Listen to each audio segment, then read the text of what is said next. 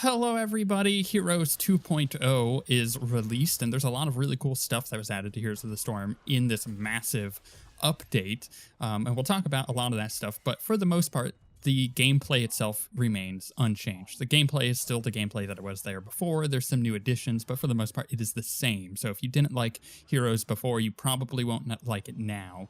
And what they've done with this patch is they've brought in Overwatch to the Nexus in a very, very big way. And I don't just mean the new heroes. Like they just added Genji, so he's playable. D.va will be the next hero added. And then they've also added Hanamura as a battleground into Heroes, which is really cool. There's like payloads. That's the objective. You get the payload to the spot. It shoots a thing at the core and it hurts the core. So it's kind of like a cool new game mode. But for the most part, that's, all of the gameplay stuff that they've added. As far as everything else that is very Overwatchy that they've added a whole new progression system, and for the most part, it is just like Overwatch. You have a ton of loot chests. So yeah, let's start from the beginning. You don't get up to level 40 anymore on your account. There is no max for your account. Your account is just going to keep leveling. It's going to be the grand sum of all of your character levels. So when I logged in, mine was like 497, which is the total of all of my levels. Also, when you log in for the first time, if you haven't played in a while or for the first time in general, you're going to get free stuff. So you're going to get free loot packs off of that. I had like over 50 loot packs to unlock just from being played before, which is really cool. And I got like 4 or 5 veteran loot packs, which are always guaranteed a legendary in them. But the loot packs work the same way as they do in Overwatch. They have stuff in there. If you get duplicates, you get a currency that you can then use to craft more stuff.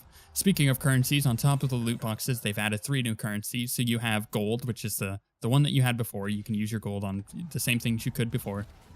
Then you have the shards.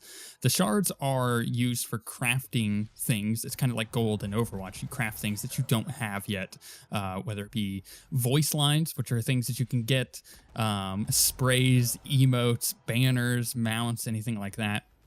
And then the gems are the in-game currency. That's basically money. So instead of having you just like pay with your credit card, you actually buy gems, and those gems are used to purchase everything else in the game if that's the way that you want to do it.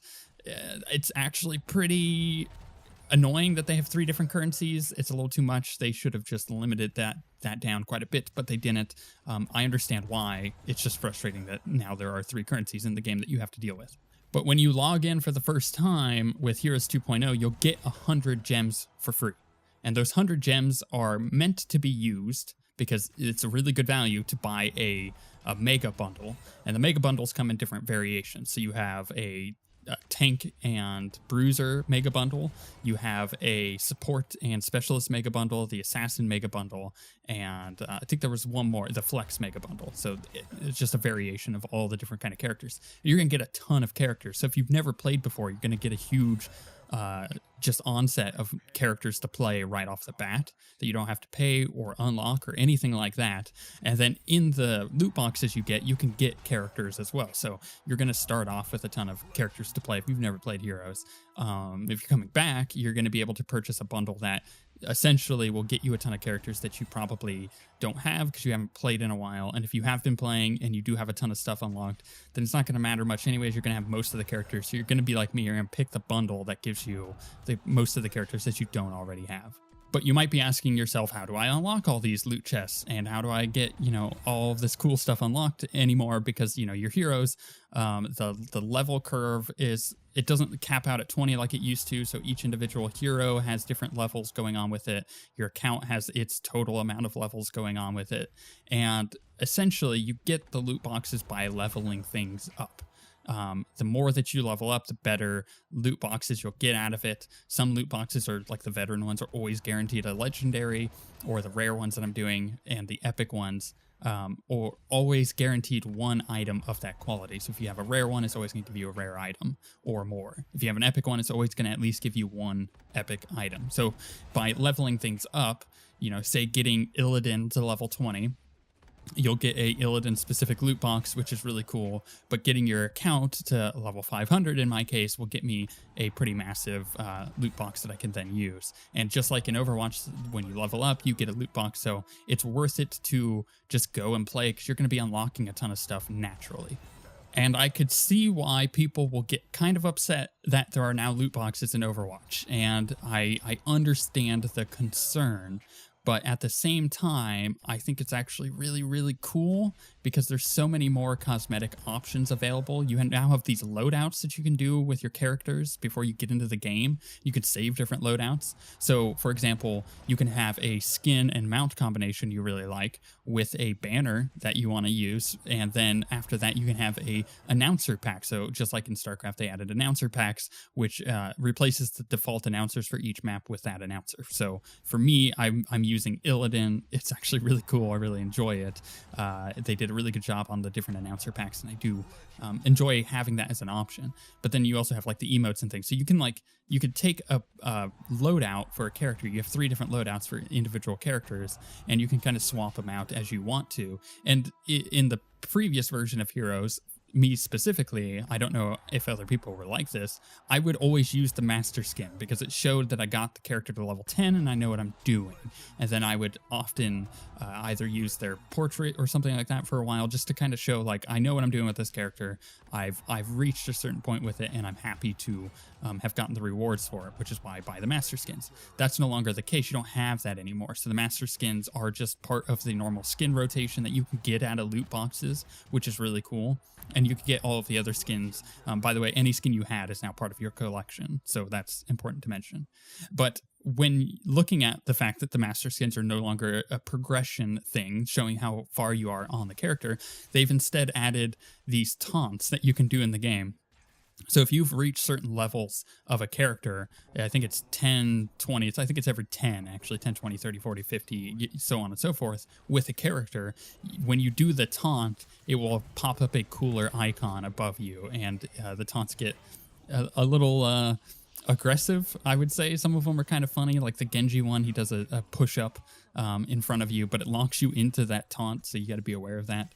But your taunts get progressively cooler the higher level the character is. So essentially, if you're really good with a certain assassin, you're going to be able to use that taunt a lot as soon as you kill everybody. And it will show that you are progressed with that person. And I think that's an interesting way of doing it. So it's certainly something we haven't necessarily seen before. And this entire system feels like they've taken the Overwatch system and they've amped it up and they put it into Heroes in a really cool and unique way that I really enjoy. You know, I like getting these skins because I don't want to pay money for them. They were overpriced before, and I think they knew that. And with the loot boxes, it makes it so that you're getting constant rewards and stuff. It's keeping you playing. Though for people like me who loved unlocking the hero or the master skins, I don't have that anymore, so I kind of have to rely on just getting the taunts and stuff like that. Either way, like I said, I think it's a really cool thing that they've added. I can see why some people will be upset about this new system that they've added, and to some part, I could kind of agree, but on the other hand, it's a ton of free stuff for a game that's really good, so why not be excited about it? And in particular, I think it's going to bring a lot of new people into the game, especially Overwatch players, who may or may not end up enjoying the game, but at the end of the day, they will get an experience that is similar to a game they've already been playing. And Blizzard knows that system in Overwatch works for the most part. I mean, it has its flaws, but that's why they've adjusted it accordingly for Heroes of the Storm. And on top of all of that, they're doing something different that other MOBAs aren't with the progression system. There's some degree of that in Dota 2, with the items that you can get and the unlocks as far as that is concerned. But if you look at it as a whole, it is very much a different system, and I think that's really cool that they're trying something new. And if it doesn't work, they can always revisit it and change it, and I'm sure they will in the future. But I'm really enjoying it. So I think this is a perfect time to say, like, if you have never played Heroes or you played Heroes before and you're no longer playing it, right now is the best time to come back and try it out for a bit, because there's these new quests, there's a new event going on. So if you never got the the Oni Genji skin unlocked, for example. You'll be able to get that in this first week, and every week as we go along will give us something new. So we'll be able to get the new D.va skin in Overwatch by playing 5 games with a friend in Heroes of the Storm. And that, I think that's on week 2, and then like week 3 gives you something else. And as I think it's a 5-week long process that you can just jump in whenever you want. But as long as you play the 5 games with a friend that week, or on every subsequent week, you'll get new rewards for heroes and in Overwatch. And I like that cross-promotional stuff that they do. It actually makes me wonder if they're going to do something for the Necromancer when it releases in Diablo. I wouldn't be surprised, actually. But yeah, with that being said, I think it's the perfect time to jump back in. If you've never played it before, it's the perfect time to start and find yourself a group of friends. I would suggest actually joining the Day9 TV Discord and finding people to play there. You can find that all on his Twitch page. There's some really cool people that I've played with in that community, and it's really fun to play with people that also recognize me. So it's probably the best place you're going to find new players if you can't find any friends to play with. With that being said, though, we shall see you guys next time.